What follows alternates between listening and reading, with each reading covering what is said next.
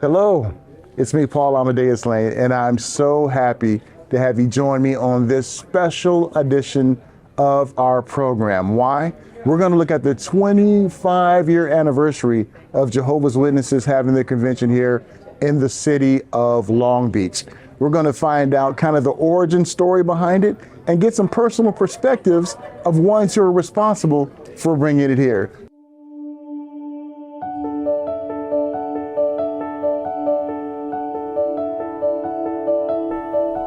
As a city, Long Beach is thankful to the Jehovah's Witnesses for choosing us for their annual convention for more than 25 years. Each year, the convention brings more than 120,000 people to Long Beach with a local economic impact of $44 million. That's an impact to our small businesses, our critical services, and to our community.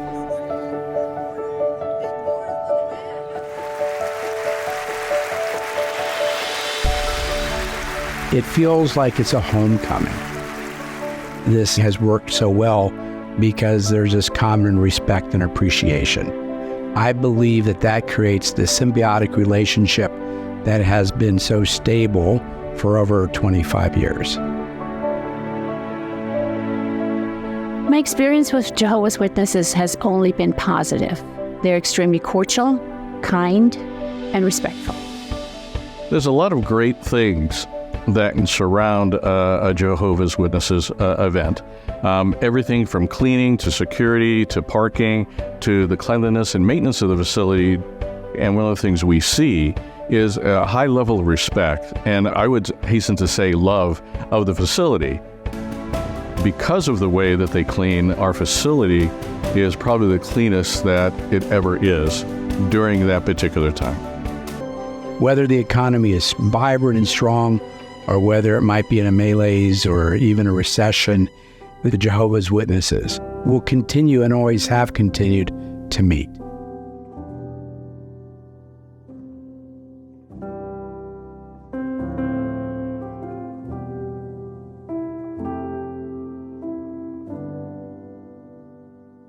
During the past 25 years, there have been downturns of the economy.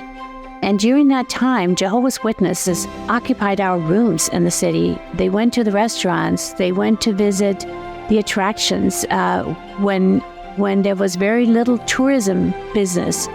And for that, we will be forever grateful. Jehovah's Witnesses have been a long-term partner. It's a pleasure knowing that the consistency of that group happens every single year.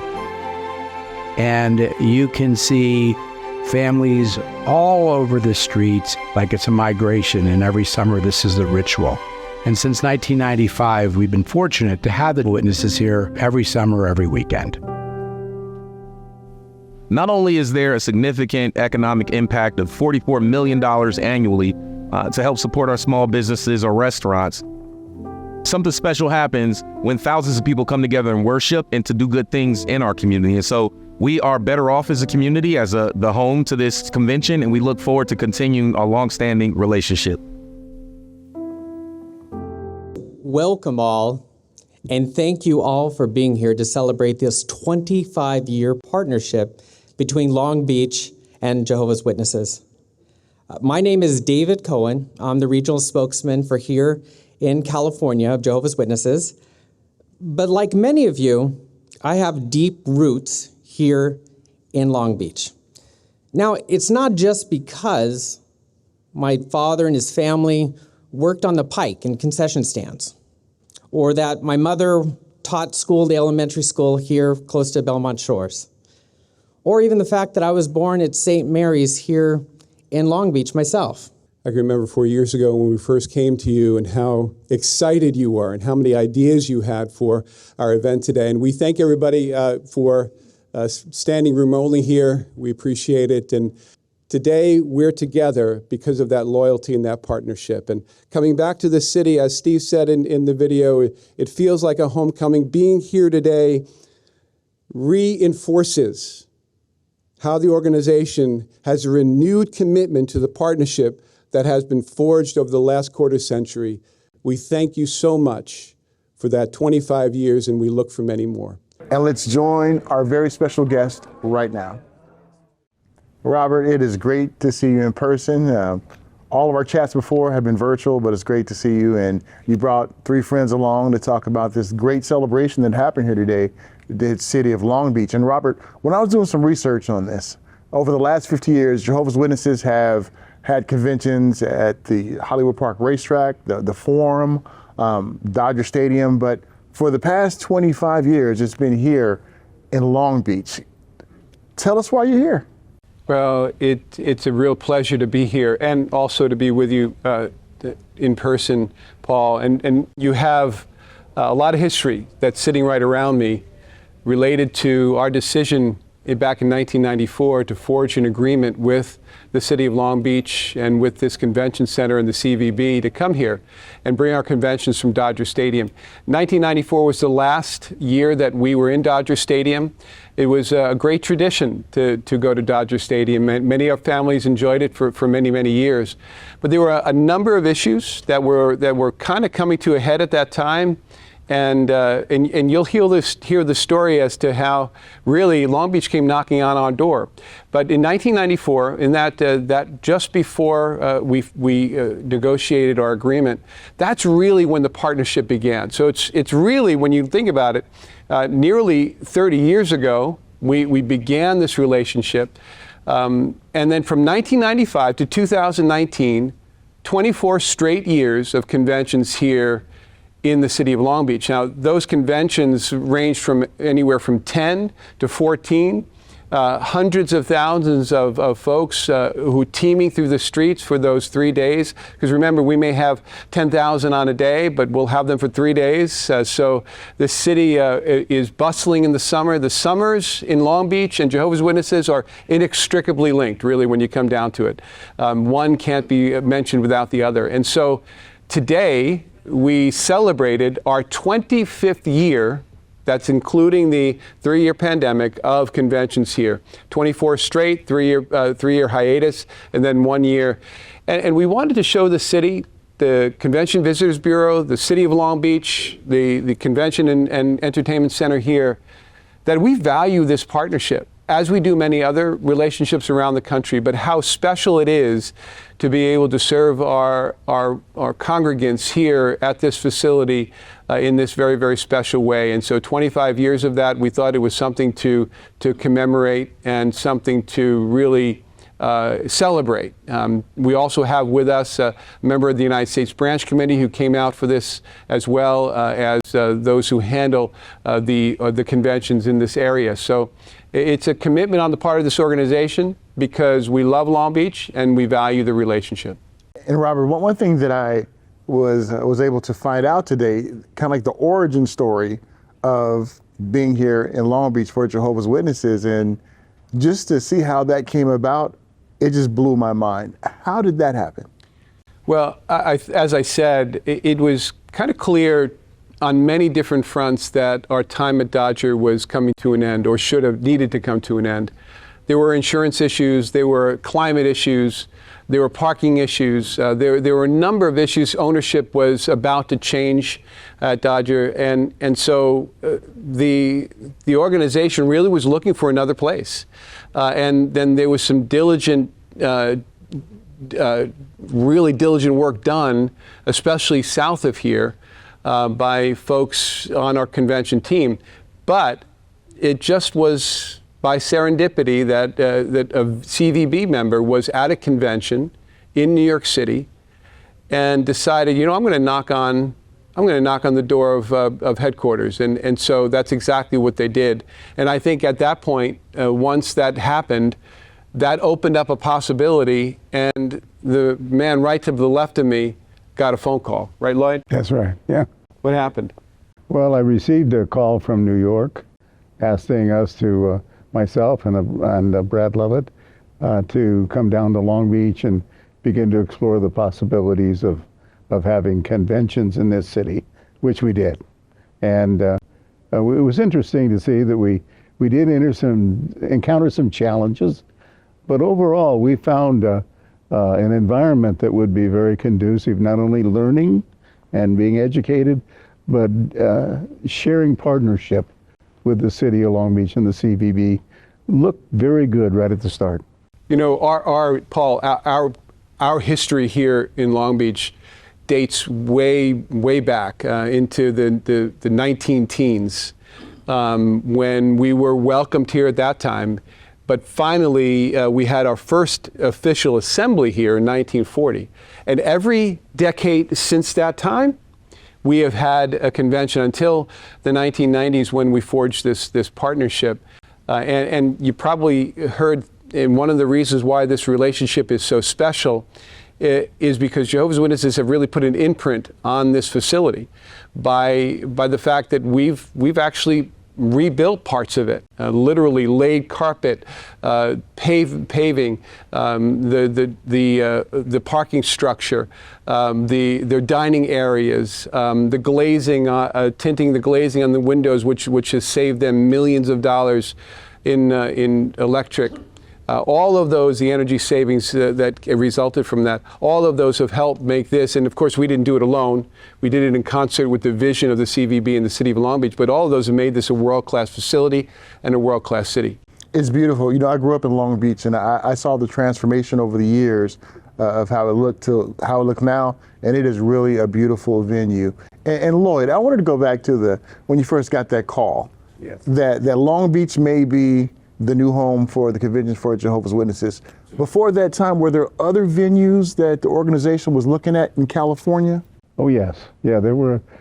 In looking for venues, it's a work that really doesn't stop. It's going on all the time, either by direction from the offices in New York, or even ourselves noticing something and then contacting New York and seeing if they would approve our going in and starting to look after it. So we're actually going into communities. We're growing all the time, trying to find venues that would be suitable down the road. So that's going on. And I know many of the convention attendees, they have to have lodging when they're down here. And I didn't realize just all the work that went into that and how the lodging was negotiated. And something tells me that Jim had a part in that. Yeah, 1994, they asked if I'd be engaged in the rooming work here in Long Beach. Didn't know a lot about rooming work. You know, we were just told back then, you know, $49 a night. You can get $49, take the rooms, and that's basically what we did. We just started negotiating. But it was interesting that Dan Higgins, who was the individual that went to headquarters, worked for the Convention Bureau, then became the director of sales over here at the Renaissance Hotel. So we crossed paths there. So it was an easy way to begin our negotiations with the city. Getting in with the Renaissance Hotel was great because it was a nice footprint to start our negotiations with the other major hotels in the area. And Robert kind of touched on it too, just about the witnesses being down here in downtown Long Beach, how commerce comes when the witnesses are here too. And how have the city appreciated the witnesses being here and being able to come at the convention? They love us. It's not only the city, also too the hoteliers, the management, the employees. They love seeing our group. We're clean, we're neat. They love looking at our children.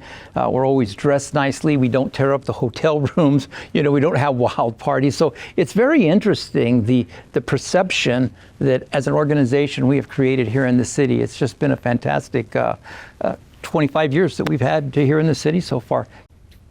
I think too, Paul, back in 1995, Long Beach was a different place.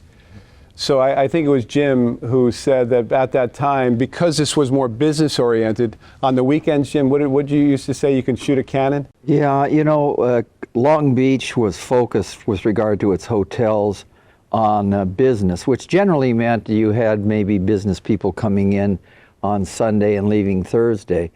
But their weekends, there wasn't much. But that was a perfect fit for us, right? We have our conventions over the weekend. And so when Jim and his crew came in and began to do that negotiations, the light bulb went off because, as you quoted, I mean, you could walk into a hotel and shoot a cannon off and you wouldn't have hit anything. But that changed dramatically by 1995. So all of this, the word serendipitous was providential was used, but we know why. We know Jehovah was behind this. And we're very thankful for that. I think too, Paul, when we think about Jim's, the reaction that Jim got at hotels when he first went in, he tells a story, Jim, and you tell it better than I do, about going into, what was it? The Hyatt. The Hyatt. No, excuse me, the Hilton. She went to the Hyatt later, Yeah, right? yeah, she went, yeah. Yeah, it was, when we started, we went over to the Hilton Hotel, and the gal's name was Nancy Canzoni. She was the director of sales there. So she came down, and I was with my partner, and we just said, you know, here we are, we're Jehovah's Witnesses, we're bringing a convention in the city, and we'd like to get some rooms. How many rooms do you have here? She says, oh, close to 500. I go, okay. I says, we'll buy the entire hotel out for $49 a night. We'll take all your rooms. She just kind of looked at me like, She says, excuse me for just 1 minute. She got up, and she left. And I thought, did I say something that was, wrong? So she comes back down, she sits down, and she says, okay. So we started negotiating. Well, as time went on, she eventually became the director of sales over at the Hyatt. And she told the story that when we went over to the Hilton, she thought when she got up and left that she was on candid camera. So she went up there to ask who put her on candid camera to have these two gentlemen downstairs ask for the whole hotel for $49. So it was just kind of interesting, the story, because it was something that was never done before with them. And it was nice. And we've had a great relationship with Nancy. She worked over at the Hyatt as well. Yeah, she was like, where was Alan Lund at, right? Yeah, right. Camera, but you can imagine what 10 conventions, the impact that had on the Long Beach summer, and then from then on, 24 straight years that it's had in a city at that time that didn't have a lot of weekend business. Things have changed, there's no doubt, and our business has changed, but clearly it had a powerful impact on the city. And Jim, I go back to how the weekends kind of just grew out here now since the conventions have been here and other things. I know we used to cover the Long Beach Barbecue Festival right next door in the lagoon. So while we're there covering everything, we would see, like after the convention, see some of the witnesses there with their lapel cards on, coming in there, buying some barbecue, taking it back to their hotel. And I knew the organizers of that event, and that really impressed them. They were like, oh, wow, they came over with their suits on, got some barbecue, and took it back to the hotel. So they really appreciated the commerce. They did, and it was powerful. And wherever you would go in the city, up Pine Street, along Ocean, you would see witnesses in the evening going to these restaurants, filling the restaurants. And the comment was made, you could tell it was the summer. Steve Goodling had made a comment, the director of the CVB, that you knew that the summer was here because the witnesses were here. And there was this dynamic of our presence in the city. Yeah. That is so true. And Lloyd, yes, over the last 25 years, what have been some of your most memorable moments here in Long Beach at the convention? I think the formative years here were, for me, the most exciting, is coming to the city, having it inside. Many of the comments that have already been made, we received where people would say, we just love to see your people on our streets. You make us a 5-star community. I heard that expression one time. And so even some that have said that it wasn't a matter of really money. It's getting the caliber of people into their neighborhoods. And so that stands out in my mind. We used to park on Pine Avenue here.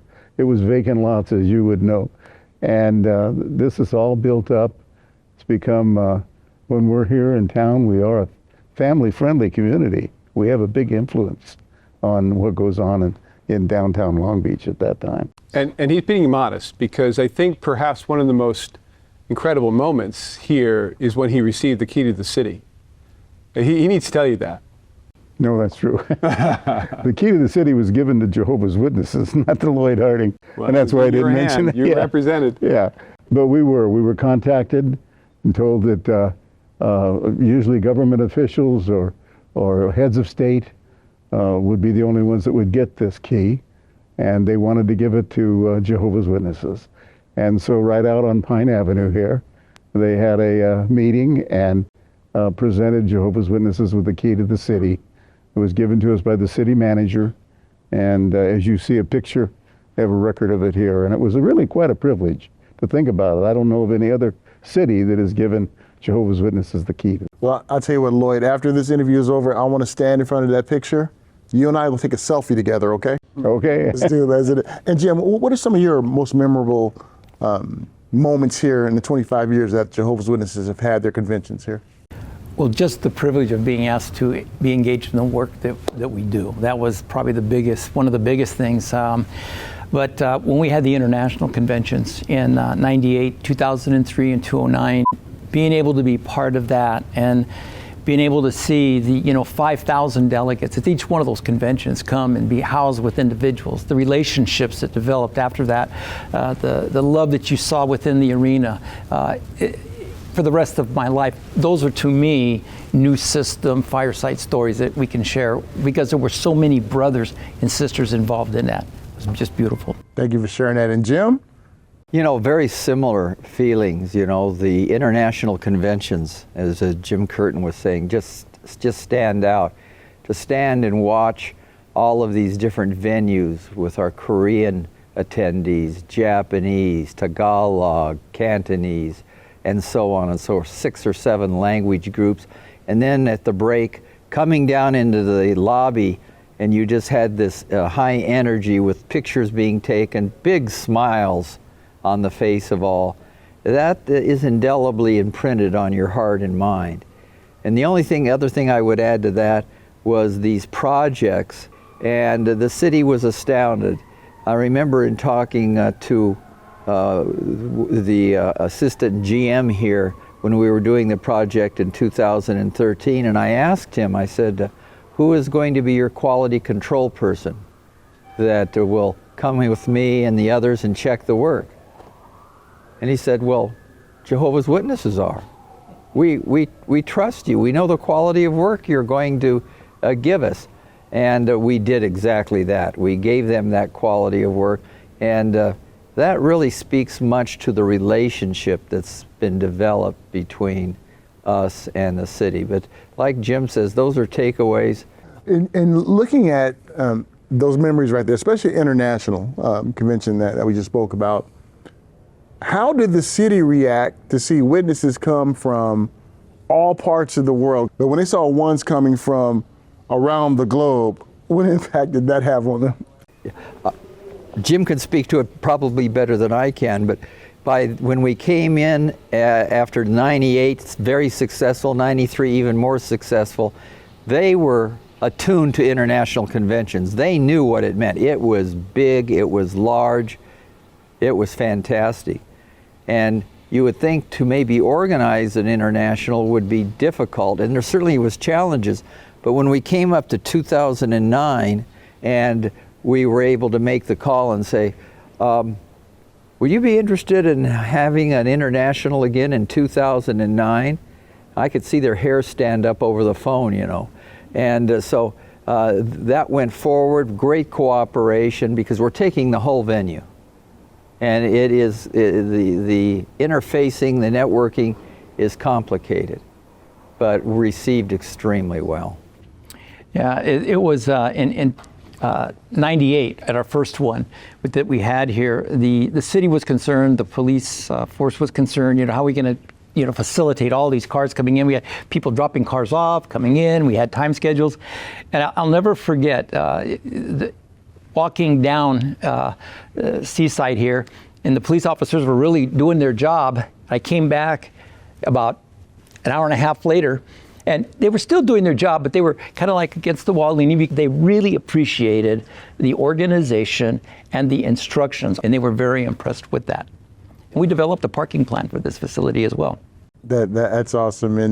And Lloyd, about the international, did the city officials ever call you and say, Lloyd, I can't have everyone here, we don't have enough space? And were they, the first time you talked about international, were they kind of like apprehensive, kind of like how Jim said with crowd control?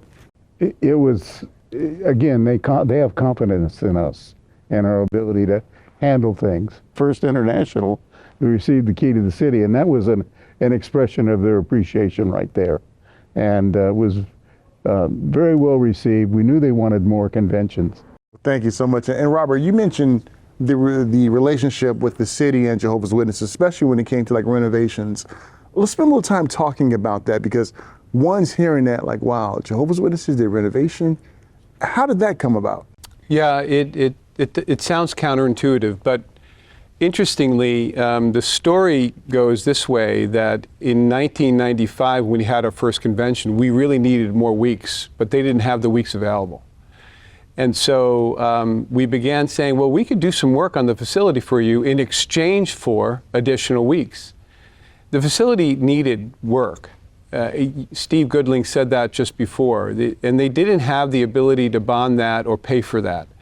So it needed a carpet, it needed a new restaurant, it needed film on the glazing, it needed a parking structure, repaving, and a number of other things. And so almost immediately they engaged us to do that, and that's how initially we got our additional weeks.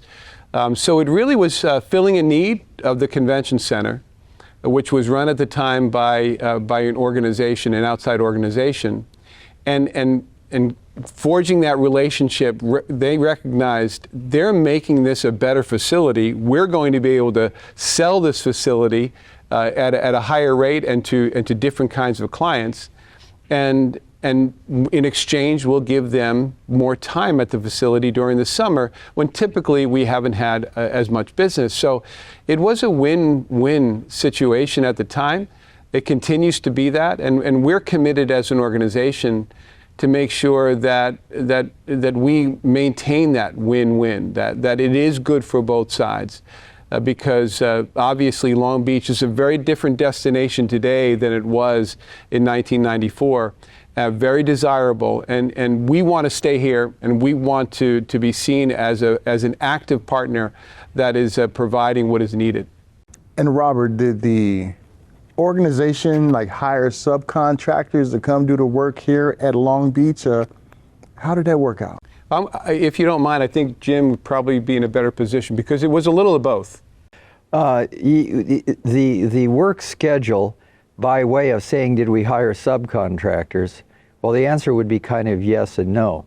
They were Jehovah's Witnesses, and they came in under a volunteer basis, and they were anxious to do this work. Again, similar to some of the comments made earlier, our problem was never getting volunteers to do the work. It was getting too many and having to turn people away. Knew where to reach out and find people that could do things. Brad Lovett was instrumental in doing that and finding the right person that fit the right job. And we carried that through into the 2013 project. We brought in a number of witnesses that, for example, Robert had mentioned the concrete or the asphalt project, 600,000 square feet out here. Huge project, huge commercial project. And one of Jehovah's Witnesses up in the Oxnard area did that kind of commercial work. We brought him down. He was the first part of that project. And I remember I'm hooked up with our headquarters in New York on a video camera. And then Charlie Byrne, who was the GM here, he's down there in his hard hat. And they're looking at this, getting a sense of what are they going to do? How well are they going to do it? And that witness, that Jehovah's Witness who knew this business, did it outstandingly well. And it just kicked us off from that point on. The rest of the project, Robert had mentioned the carpet project that came later. And there was a number of other projects. We did the film project. John Henderson took the lead on that. And they offered their time and help. And it was an event and a memory for me, certainly, and many others. You know, the general manager here, Robert Smith, said something that struck me. He said they work at the facility, I dare say, he said, like they love it.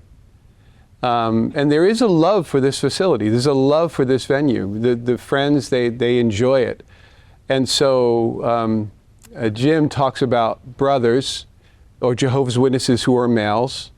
But there's as many, if not more, females who have worked on these projects and who have cleaned here and who are here now. In fact, we met a number of them in the parking lot because we're cleaning for this convention this coming weekend. And so this has been family affair. This has been equal in number of females and males. and they take it seriously because, as Steve Goodling said before, this is our house of worship for this weekend.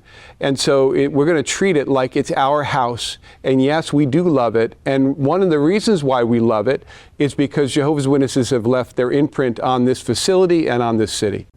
And Robert, I can imagine, and also Jim, when the city officials saw all this volunteer work done, they were probably thinking in their mind, what's the catch? What's the catch? What's the catch? It's no catch. Volunteer and love, as you all articulated that. So in closing, I'd like to get some closing thoughts from all of you.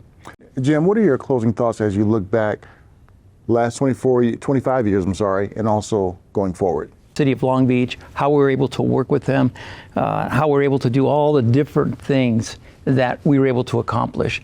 And it was just something that couldn't happen normally, under normal circumstances. Moving forward, it's been a great run. We're all getting a little older, but the memories that I have and the things that we've done, I truly look forward to hopefully a few more years being able to spend time and continue on with the work here in the city. Being involved in conventions in this special way, and the contracts that go with it, is probably one of the greatest joys I think we'd all agree that you can have in life. So you get to see modern day miracles, and Long Beach is an example of that.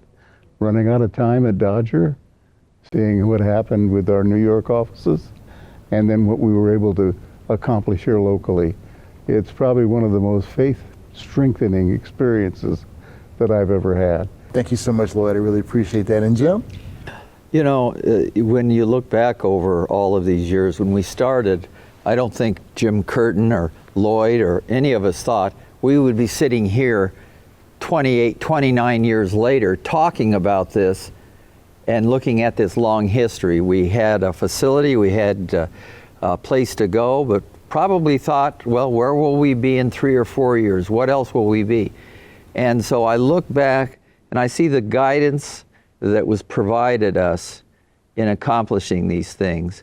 And these men that have been involved in this, and the ladies too, you can see they were striking their ground with the arrows, and that's an illustration some may not understand, but many times. And it proved to be a blessing personally and to the whole group of Jehovah's Witnesses, what we call the Brotherhood. So when you're around that for 25 or 30 years, it starts to define your life. You may not have thought in the beginning it was going to do that, but it becomes a part of not only my life, I know it became certainly a part of my wife's life and my children, and I know that's the case for many others. So it's a wonderful relationship and a wonderful blessing. Thank you so much, Jim. And Robert, closing thoughts. I kind of look at it a little less passionately because I haven't been involved in the negotiations or the relationships here outside of the last 4 years. So my history doesn't go deep, but I have been able to contemplate the impact of this over the last several years. And one of the things that strikes me is the fact that literally when you think about feet on the ground, millions of feet have been on the ground here as a result of our conventions. Millions. The impact has been close to $2 billion in economic impact. The imprint that we have made on this facility and on this city has been nothing that they've ever seen before and probably will ever see again by any other organization. The fact that international visitors have come here and have taken the city of Long Beach on their tongue, in their memories, as they converse, whether they're from Switzerland or Italy or China or Japan or the Philippines. And they've put Long Beach on the map for other Jehovah's Witnesses and other people. So the social impact of it, the fact that 205,000 witnesses in California alone are familiar and beloved, this facility is beloved. All of that tells me that there has been a great relationship here. And that relationship is never one-sided. Yes, indeed, we have had a great impact, but they've had a great impact on us. And their commitment and loyalty to this relationship, this friendship, this partnership, and their continued support of it has been something that we relied on in the past, we bank on today, and we look forward to in the future. And I think we're looking forward to a beautiful future here, continued here in Long Beach, and something that will continue to accrue to the benefit of both parties. Thank you. Well, gentlemen, thank you all very much. It's an honor to speak with all of you. Thank you. Thank you. Thanks, Paul. Thank And you. Jim, in closing, can I get some volunteers to help me out at my house? Well, we'll work something out. All right, let's do that. Let's do that. No, thank you. Well, thank you all so much for joining me. Really enjoyed the conversation that I had about the origin story of how Jehovah's Witnesses started having conventions here and the history of those conventions as well. Really enjoyed talking to those amazing four gentlemen and finding out about their stories and their experiences, but also would like to talk about their families too. Their families played an integral part of them over the years when it came to conventions here in the city of Long Beach and elsewhere. So until next time, do me a favor, stay healthy, stay safe, and remember, I love you all to life, and take care.